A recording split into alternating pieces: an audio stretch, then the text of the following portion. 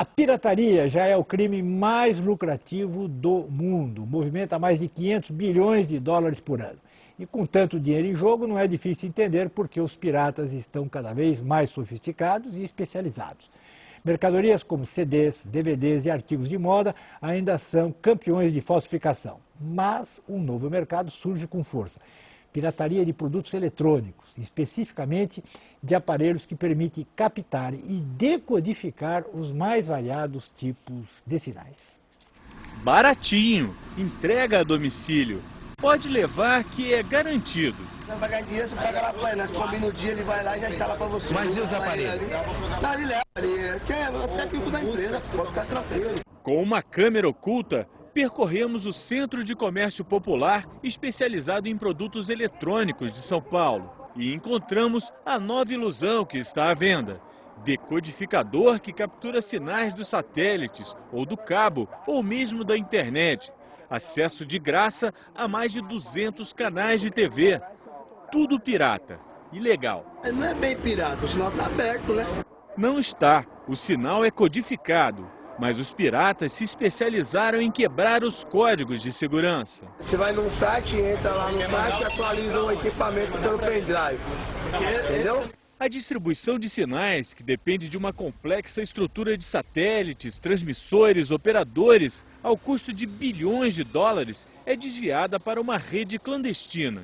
Segundo a Interpol, a pirataria é o crime mais lucrativo do mundo hoje. Movimenta 522 bilhões de dólares por ano.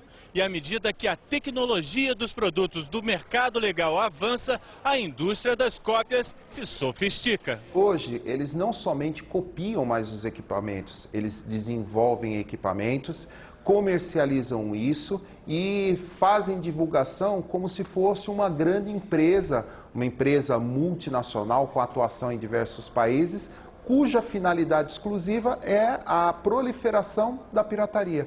A Delegacia de Crimes Eletrônicos de São Paulo apreendeu um aparelho de roubo de sinais ainda mais requintado. Não se sabe onde ele é fabricado, mas para onde vai o dinheiro da venda, a polícia suspeita. Você tem simplesmente equipamentos que são vendidos em cadeias informais, cujo lucro, no final das contas, vão para organizações criminosas, que empregam isso em diversas outras áreas que podem estar relacionadas a tráfico de armas, a narcotráfico, a diversos outros segmentos criminosos que somente vão contra os interesses da sociedade.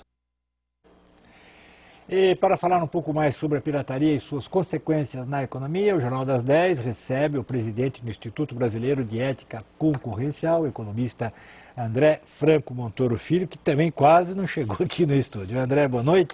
Boa noite, Carlos. Bom, a coisa está ficando cada vez mais sofisticada, mas claro, porque antes a pirataria é de um CD.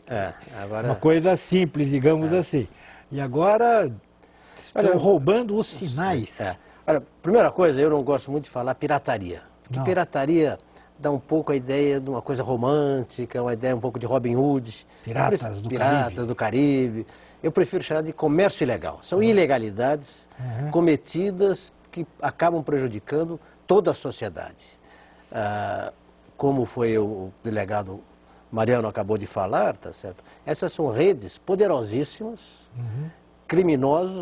redes criminosas que têm amplitude mundial. E de forma que se considera realmente um dos grandes crimes do século pela sua rentabilidade. E não adianta só, ao meu modo de ver, fazer campanhas ou exigir ações da Polícia Federal, Polícia na Fronteira. É claro que isso é necessário, é fundamental. Mas eu acho que é importante conscientizar o consumidor. Não basta só atacar a oferta que vem dessas organizações criminais. É preciso também reduzir a demanda. Fazer com que o consumidor tome consciência do prejuízo social que ele está causando. Não é só, às vezes, o prejuízo, às vezes a pessoa fala, eu vou comprar esse DVD, a Madonna já é rica demais, por que eu vou dar dinheiro para a Madonna? Ou o software, por que dá dinheiro para o Bill Gates? Já são ricos demais, ou para o governo que vai roubar. Eu acho que, apesar dessas coisas serem equivocadas, na verdade é muito mais do que isso. O prejuízo é muito maior, porque o funcionamento da economia depende de de regras estáveis, depende de segurança jurídica, depende de confiança.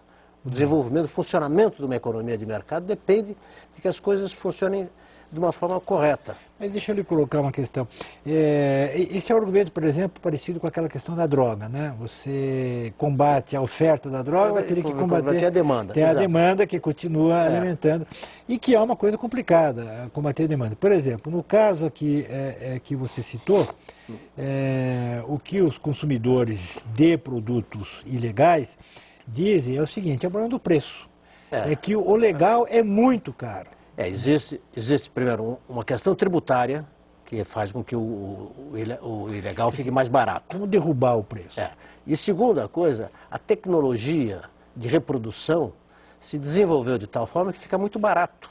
Por exemplo, um CD, reproduzir é muito fácil. Produzir, aí você vai ter um problema, você vai ter que alugar um estúdio, pagar os artistas, o cantor e toda uma série de despesas. E a reprodução é muito rápida e muito boa. No passado, quando se copiava aqueles antigos fitas, perdia a qualidade rapidamente. Com esses modernos equipamentos, você reproduz muito rapidamente. Então, realmente reproduz bastante de uma forma barata.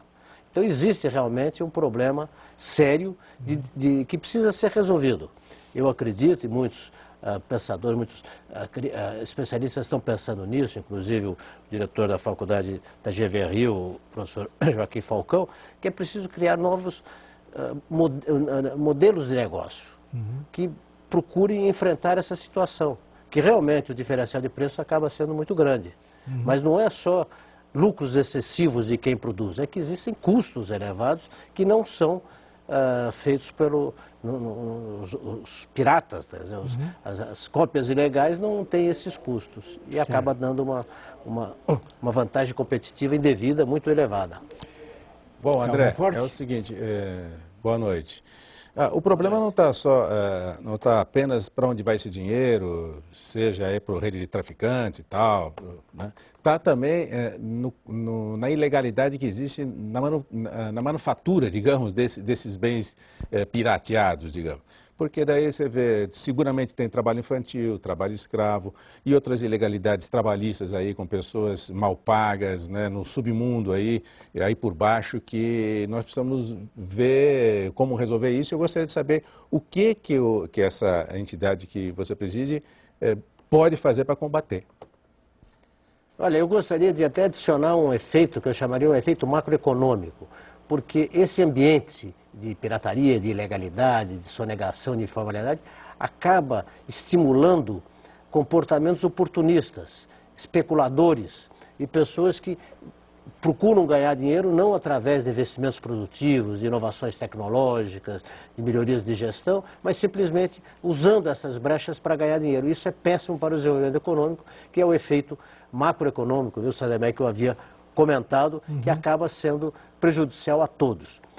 Agora, o combate a isso deve ser feito, como eu estava colocando, de duas etapas, de duas formas. Primeiro, combatendo a oferta. Eu acho que órgãos governamentais, a Polícia Federal, a Receita Federal, a Polícia Rodoviária, as alfândegas, têm um papel importante, mas é importante também conscientizar o trabalhador, o consumidor, dos malefícios dessas atividades e, ao mesmo tempo, procurar estabelecer, ajudar organizações e iniciativas que procurem encontrar formas que minimizem as vantagens desses produtos ilegais.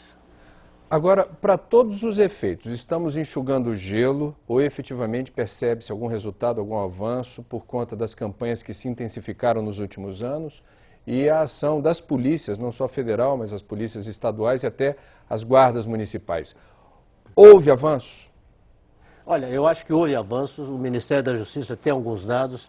O Brasil, a questão de 6, 7 anos atrás, estava próximo de entrar numa lista negra dos países que não combatiam a pirataria e hoje há um reconhecimento mundial desse combate. Basta ler os jornais e ouvir os rádios que se vê diariamente casos de contrabando, de apreensão de mercadorias ilegais. Então, está havendo isso. E do lado também, eu acredito, da demanda, da conscientização dos consumidores, eu acredito que está se iniciando um processo de se tomar mais consciência desses problemas. E o que eu fico bastante animado é que, especialmente as crianças, não vou dizer nem jovens, eu acho que até as crianças de idade passam a ter um comportamento hostil a essa pirataria, que eu acho que é muito bom, a educação que começa a se dar de forma que ao menos as novas gerações, eu acho que a gente poderá esperar